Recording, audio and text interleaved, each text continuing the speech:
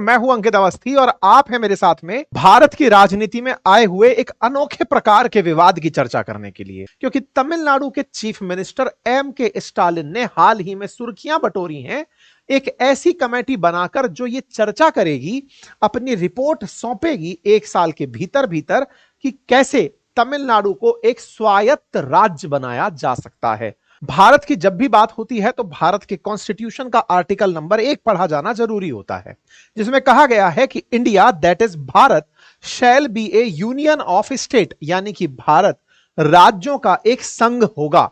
यहां पर union of state के कारण ही आज भारत में 28 राज्य और 8 यूनियन टेरिटरी मिलकर के भारत का निर्माण करते हैं। यहां पर जो ये स्टेट्स वाली बात है, यहां पर याद रखने वाली बात यह है कि भारत विभाज्य राज्यों का अविभाज्य संघ है। विभाज्य राज्यों का अविभाज्य, इसका मतलब है इंडेस्ट्रक्टिव स्टेट है ऑफ डेस्ट्रक्टिबल स्टेट्स, मतलब हमारा एक ऐसा यूनियन है जिसे तोड़ा नहीं जा सकता, लेकिन हां राज्यों को तोड़ा जा सकता है, जिसके चलते भारत ने आंध्र से तेलंगाना जैसे राज्य का निर्माण किया और उत्तर प्रदेश से उत्तराखंड का। ठीक इसी प्रकार से भारत के अंदर संघ को नहीं तोड़ा जा सकता, यानी कि भारत एक संघ है राज्यों का, ये टूट नहीं सकता। अब ऐसे में ये लाइन जब हमें पता हो, उसके बीच में भारत का यह नक्शा हमें ज्ञात हो कि हमारे यहां किस तरह से तमाम राज्य हैं जो दिशाओं के हिसाब से ऊपर की तरफ उत्तर, नीचे की तरफ दक्षिण, राइट की तरफ ईस्ट और लेफ्ट की तरफ वेस्ट में बदले हुए हैं। ऐसे में भारत के अंदर पूर्व की तरफ बैठा वेस्ट बंगाल और दक्षिण की तरफ बैठा हुआ तमिलनाडु हाल ही के समय पर बड़ा ही सुर्खियों में है। सुर्खियों में किस वजह से है? वक्फ कानून पर यह बात पूर्व से चलकर निकली ही थी और पहुंच गई दक्षिण की तरफ। दक्षिण की तरफ पहुंची इस बात को आज के सेशन में हम तमिलनाडु के नाम पर कवर कर रहे हैं। ध्यान से देखने वाली बात यह है कि ऑटोनॉमस स्टेट अर्थात राज्य केंद्र के साथ ना होकर अपनी स्वतंत्र आइडेंटिटी लेकर आगे बढ़े। तो बड़ा सवाल निकलता है कि क्या कोई राज्य अपनी स्वतंत्र आइडेंटिटी के साथ आगे निकल सकता है? देखने वाली बात यह है कि क्या कोई राज्य ऐसा संभव है जिसकी अपनी एक अलग आइडेंटिटी हो, बिल्कुल वैसे ही जैसे जम्मू कश्मीर कभी 370 के माध्यम से अपने आप को अलग मानता था। क्या राज्य तमिलनाडु केंद्र के साथ या फिर तमाम अन्य राज्यों के साथ रहकर खुश नहीं है, या फिर ये देश से अलग होने की कोई नीति लगा रहे हैं? मुख्यमंत्री का कहना है कि हमारा राज्य सेकंड लार्जेस्ट जीडीपी है भारत की, ऐसे में हमारे राज्य को उतनी सुविधाएं नहीं मिलती। हम 1 रुपया कमाकर केंद्र को देते हैं, बदले में हमें 29 पैसा ही मिलता है। के स्टालिन के द्वारा किया गया यह कार्य बड़ा सवाल खड़ा करता है कि क्या भारत को इस तरह से कोई राज्य छोड़कर जा सकता है? क्या कोई राज्य अपनी स्वतंत्र सत्ता चला सकता है? आज का सेशन इसी बात पर है। साथियों, भारत के दक्षिण में स्थित राज्य तमिलनाडु, जो हाल ही में केंद्र सरकार के साथ काफी सारे मुद्दों पर बहस करता हुआ दिखाई दिया, अब वो एक नए कारण से सुर्खियों में है। तमिलनाडु अपने तमाम विवाद, चाहे फिर वो भाषा का विवाद हो, चाहे नीट संबंधी विवाद हो, चाहे गवर्नर से संबंधित विवाद हो, अपोजिशन के द्वारा सत्तारूढ़ यह राज्य आज केंद्र की सत्ता के साथ इस तरह रिफ्ट में फंसा है कि इसे लगता है कि अब समय आ गया है कि इस देश को ही छोड़ दो। मैं इस बात पर आगे बढ़ूं इससे पहले ही इस डाउट को क्लियर कर देता हूं कि देश को छोड़ना इनके लिए एक चुनावी डायलॉग भले ही हो सकता है, लेकिन इनके किसी भी ख्वाब के किसी अंश मात्र में भी यह संभव नहीं है। कारण इसलिए है क्योंकि भारत जैसा देश जब बना था तब यह सुनिश्चित किया गया था कि कोई राज्य किसी को छोड़कर अलग नहीं हो सकता, और अगर ऐसा होता है तो भारत सरकार यानी केंद्र सरकार ने सेना अपने साथ इसीलिए रखी थी। अगर याद हो तो भारत की रक्षा, संचार और विदेशी संबंध, ये 3 ऐसे मसले हैं जिन्हें केंद्र एनी टाइम अपने कंट्रोल में रखता है। और यही कारण है कि जब अक्सर आप इस सवाल का जवाब खोजते हैं कि भारत में 8 यूनियन टेरिटरी तो हैं, लेकिन वो इस तरह क्यों हैं कि उत्तर में पता चल रहा है तो आपको जम्मू कश्मीर दिखाई दे रहा है, पूर्व की तरफ अंडमान निकोबार चला जाता है तो पश्चिम में दमन दीव दादर नागर हवेली दिख जाता है, सेंट्रल में दिल्ली या चंडीगढ़ दिख जाता है, और साउथ में आपको जब पहुंचते हैं तो पौंडीचेरी दिख जाता है। ध्यान से देखने वाली बात यह है कि इस तमिलनाडु में भी पौंडीचेरी के कुछ हिस्से प्रेजेंट हैं जिन्हें आप पौंडीचेरी और कराईकल के नाम से जान रहे हैं। यहां से ध्यान देने वाली बात यह है कि इस पूरी व्यवस्था में केंद्र शासित प्रदेशों को भी इसी तरह से केंद्र ने बनाया था और वो केंद्र द्वारा बनाने का बड़ा रीजन था। और वो बड़ा रीजन क्या था कि कल को अगर कोई राज्य ऐसी गुस्ताखी सोचता भी है तो इन केंद्र शासित प्रदेशों में केंद्र अपनी सेना को भेजकर इन जगहों को कंट्रोल में ले लेगा। इसका मतलब यह है कि इनका ये जो ख्वाब है ये केवल राजनीति से प्रेरित है, इसलिए इसमें घबराने जैसी कोई बात नहीं है। लेकिन अब हम इसकी गहराई में जरूर चलेंगे कि ये इस तरह की बयानबाजी कर क्यों रहे हैं, ये ऐसे बयानवीर बन क्यों रहे हैं। तो चलिए आगे बढ़ते हुए पहुंचते हैं इनके द्वारा किए गए इस कार्यकलाप पर, जिसमें इन्होंने एक हाई लेवल कमेटी बनाई है 3 लोगों को मिला के, जिसमें चेयरमैन कुरियन जोसेफ, मेंबर अशोक शेठ और मेंबर एमयू नागराजन शामिल हैं। इसके अंदर चेयरमैन जो कुरियन जोसेफ हैं ये एक रिटायर्ड जज हैं, अशोक शेठ एक सीनियर आईएएस ऑफिसर हैं और एमयू नागराजन एक सीनियर आईएएस ऑफिसर हैं। ये सभी वो अधिकारी हैं जिनका इनकी पार्टी यानी डीएमके के साथ पुराना नाता रहा है, जिनकी समिति बनाई गई है, जिनका काम है कि वो तमिलनाडु को एक स्वतंत्र या फिर स्वायत्त राज्य बनाने में सलाह दे कि कैसे हम इस काम को कर सकते हैं। इनके द्वारा क्लेम में कहा जाता है कि हम पर जबरन भाषा सौंपी जाती है, नीट के मामले में सुनवाई नहीं होती, टैक्सेशन हमसे वसूल लिए जाते हैं। इसीलिए इस कमेटी की सलाह को ये 2026 में चुनावों से पहले देखेंगे और देख करके उस पर प्रतिक्रिया देंगे। तो यानी कुल मिलाकर अगर कोई सवाल पूछा जाए तो इनके द्वारा यह कमेटी का जो गठन किया जा रहा है ये किस भावना से प्रेरित है, तो जवाब निकल कर आता है राजनीति से प्रेरित है। खैर अब इस बात को थोड़ा और आगे लेकर चलते हैं। कब कब इन्होंने ऐसे प्रयास किए उनको जानने का प्रयास करते हैं। सबसे पहले आपको यदि याद हो तो भारत के अंदर राष्ट्रीय शिक्षा नीति 2020 आई। उस राष्ट्रीय शिक्षा नीति के अंदर प्रयास किया गया कि हर राज्य 3 भाषा फॉर्मूला अपनाएगा। उन 3 भाषा फॉर्मूले में हिंदी का होना मैंडेटरी नहीं था, लेकिन यह था कि आप 3 भाषाएं अपनाएंगे, मातृभाषा को प्राथमिकता देंगे। मातृभाषा तमिलनाडु की अगर तमिल है तो उसको प्राथमिकता देंगे और उसी के साथ भाषा को आगे चलाएंगे। लेकिन इस राष्ट्रीय शिक्षा नीति को मानने से तमिलनाडु ने इनकार कर दिया कि ऐतिहासिक रूप से तमिलनाडु अपने आप को यही याद दिलाता है इसी डीएम की पार्टी के नेतृत्व में कि अंग्रेज भी हम पर हिंदी नहीं थोप पाए थे, तो फिर वर्तमान सरकार हम पर कैसे हिंदी थोप सकती है। और अपनी लीगेसी में ये पेरियार को याद करते हुए कहते हैं कि पेरियार और करुणानिधि के टाइम पर भी हिंदी का प्रयास हम पर किया गया था, लेकिन वो सक्सेसफुल नहीं हुआ। केंद्र ने कहा कि हमने कहीं भी आपसे यह नहीं कहा कि आप तीसरी भाषा में हिंदी अपनाएं, हमने ये कहा कि 3 भाषा अपनाएं। और वो इसलिए क्योंकि तमिलनाडु में बहुत से माइग्रेंट्स हैं जो अन्य राज्यों से वहां गए हैं, उन्हें अगर अपने क्षेत्र की भाषा पढ़नी है तो वो उस भाषा में पढ़ाई कर पाए। हो सकता है एक उत्तर भारत का व्यक्ति जॉब के लिए दक्षिण भारत गया हो और उसे तीसरी भाषा अगर उपलब्ध हो तो वो अपनी भाषा के संपर्क में भी रहेगा। इसी को ध्यान में रखते हुए केंद्र ने 3 भाषा फॉर्मूला लागू किया, लेकिन स्टालिन ने इसे मानने से इनकार कर दिया। वैसे ही जैसे वक्फ एक्ट को मानने से या अप्लाई करने से पश्चिम बंगाल आनाकानी कर रहा है, वैसे ही नेशनल एजुकेशन पॉलिसी के अंदर 3 भाषा फॉर्मूले को मानने से, एनईपी को मानने से स्टालिन ने मना कर दिया। मना कर दिया तो केंद्र सरकार के पास फंड नाम की एक सुविधा होती है। समग्र शिक्षा अभियान के तहत केंद्र सरकार तमिलनाडु को 2400 करोड़ रुपए देने वाली थी। सरकार ने उसे रोक दिया कि भाई जब आप हमारी बात ही नहीं मान रहे हो तो हम किस बात का आपको पैसा दें। सरकार ने उसे रोक दिया। इस पर हमने प्रॉपर सेशन भी ऑलरेडी किया हुआ है, आप चाहें तो उसे देख लीजिएगा। साहब इस बारे को तमिलनाडु ने बहुत बढ़ चढ़ के उठाया कि हमारे यहां पर एजुकेशन के नाम पर जो पैसा मिल रहा था केंद्र सरकार ने उसे रोक दिया। और रोकने का कारण नहीं बताया कि मैंने एजुकेशन पॉलिसी नहीं मानी, उसको उन्होंने प्रमोट ऐसे किया कि केंद्र सरकार हमसे हिंदी में काम करवाना चाहती है तो चलो अब हम हिंदी बदल देते हैं। यही हुआ। उन्होंने रुपए का जो साइन है उसमें जो आर शब्द लिखा है उस साइन को मानने से इनकार कर दिया और उसके स्थान पर तमिल भाषा में लिखा हुआ जो रुपए का निशान है उसको मानना शुरू कर दिया कि क्या कोई भारतीय राज्य रुपए का साइन बदल सकता है। और हमने आंसर दिया था कि राज्य अपने डॉक्यूमेंट्स में चाहे जैसे लिखे, लेकिन जो रुपए के नोट पर लिखा हुआ रुपया है वो नहीं बदला जा सकता, वो केंद्र द्वारा चलता है। लेकिन स्टालिन इस विवाद में केंद्र की बीजेपी को टारगेट करने के लिए पहले 3 भाषा फॉर्मूले में हिंदी का विरोध किए। हिंदी जहां जहां दिखी उस भाषा के अंदर रुपए पर भी अगर हिंदी दिखाई दी, जबकि उस रुपए के साइन को भी एक तमिल नागरिक नहीं बनाया था, लेकिन उसको इन्होंने खूब विरोध किया। चलिए तीसरा पॉइंट क्या हुआ।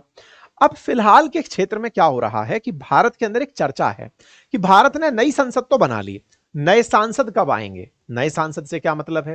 बोले भाई जब लोकसभा चुनाव होंगे तब आएंगे। जी नहीं, फिलहाल जो हमने नई संसद भवन बनाया है उसमें लोकसभा और राज्यसभा के अंदर बहुत सारी कुर्सियां लगाई हैं, यह मानते हुए कि इसमें ज्यादा सांसद आके बैठेंगे।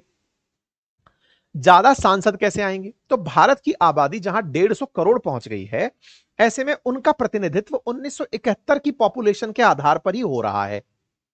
इसका मतलब पॉपुलेशन को रिप्रेजेंट करने के लिए पर्याप्त मात्रा में सांसद संसद में नहीं पहुंच पा रहे। इसीलिए केंद्र सरकार एक परिसीमन आयोग बनाएगी और उस परिसीमन आयोग का दायित्व होगा कि वो ये तय करे कि किस क्षेत्र की जनसंख्या को कितने सांसद मिलने चाहिए। जितनी जनसंख्या उसको उतना प्रतिनिधित्व मिलना चाहिए। इस बात को तमिलनाडु ने यूं उठा दिया कि हमने तो जनसंख्या नियंत्रित रखी और उत्तर भारतीय राज्य जैसे कि बिहार, उत्तर प्रदेश, इन सब राज्यों ने जनसंख्या वृद्धि रखी। चूंकि जनसंख्या ज्यादा है तो सांसद ज्यादा मिलेंगे और सांसद ज्यादा मिलेंगे, ऐसे में केंद्र के अंदर उनका प्रतिनिधित्व ज्यादा होगा। हम लोगों ने जनसंख्या ना बढ़ा करके गलती की। इस बात को लेकर के इन्होंने फिर से एक मूवमेंट छेड़ दिया। इस बात को गृह मंत्री से न्यूज चैनल पर पूछा भी गया। गृह मंत्री ने अपनी तरफ से कहा कि अभी तक ना तो परिसीमन आयोग बना है, ना उसकी सिफारिशें शुरू हुई हैं, ना कोई डेट अनाउंस हुई है, लेकिन इसकी चर्चा को केवल स्टालिन इसलिए कर रहे हैं ताकि वो उत्तर और दक्षिण की लड़ाई में खुद को दक्षिण का मसीहा बना सके। इसके साथ साथ केंद्र ने यह भी स्पष्ट किया कि ऐसा नहीं होने देंगे कि जो दक्षिण के राज्य हैं उनकी जनसंख्या को हम इस तरह से काउंट ना करें, केवल नंबर्स में नहीं, उनकी जो परसेंटेज है उसको हम वैल्यू देंगे। जिस जिस प्रोग्रेस में हम उत्तर के अंदर सीटें बढ़ाएंगे उसी तरह से दक्षिण में भी बढ़ाएंगे। लेकिन स्टालिन अपनी जनता को पहले भाषा के खिलाफ भड़काए, फिर परिसीमन के नाम पर भड़काए, ये कहने लगे कि आप लोगों को आने वाले समय में संसद में रिप्रेजेंटेशन ही नहीं मिलेगा, तो फिर आप लोग क्या करेंगे? बट द पॉइंट इज कि ये अपनी तरफ से यही दिखाने का प्रयास कर रहे थे कि तमिल बच्चे तमिलनाडु में ही मेडिकल की पढ़ाई करें। केंद्र ने यह कहते हुए इनकार कर दिया कि यह देश के अंदर एक समान मेडिकल व्यवस्था के लिए उचित नहीं होगा। कुल मिलाकर के शिक्षा से शुरू हुई इनकी लड़ाई नीट तक भी पहुंची गई।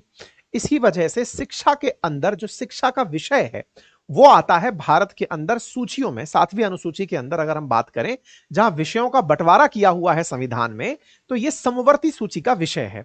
समवर्ती सूची में आ रहे इस विषय को, यानी शिक्षा जैसे विषय को, अब यह राज्य वापस से राज्य सूची में लाने की लड़ाई लड़ रहा है कि हमारा प्रयास है कि केंद्र के द्वारा समवर्ती सूची में डले इस एजुकेशन पर कानून ना बनाए जाएं। हम इस पर अपना कानून बनाएंगे और इस विषय को हम राज्य सूची पर लेकर आएंगे ताकि तमिलनाडु के बच्चों को तीसरी भाषा ना सीखनी पड़े, यानी कि हिंदी का बर्डन उन पर ना रहे। इस राजनीति में कुल मिलाकर स्टालिन अपनी छवि को इसलिए बड़ा करने लग रहे हैं ताकि वहां की जनता को लगे कि ये केंद्र से टकरा गए।